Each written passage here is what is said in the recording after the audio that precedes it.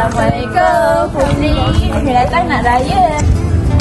Baru sampai je dah masuk. Selamat Hari Raya Putri. Selamat Raya. Selamat Raya. Cepatlah je dah masuk. Sama-sama. Wah, ada makanan lah. Okey, jom. Sedapnya. Assalamualaikum dan selamat sejahtera. Kami wakil dari murid tingkatan 5 ingin mengucapkan Selamat Hari Raya Aidilfitri. Maaf zahir dan batin.